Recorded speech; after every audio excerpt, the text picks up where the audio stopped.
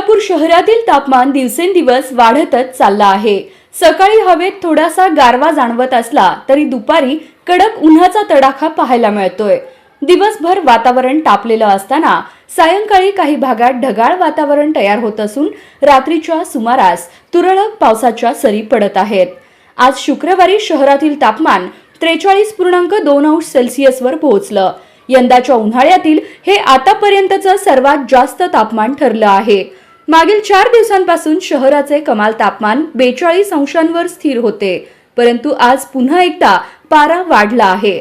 शहरवासियांना मागील काही दिवसांपासून प्रखर ऊन व उकाड्याचा सामना करावा लागत आहे। आज सायंकाळी मात्र काहीसा दिलासा मिळाला। शहरातील विविध भागात पावसाच्या हलक्या फुलक्या सरी कोसळल्या, ज्यामुळे काही काळासाठी उकाडा कमी झाला।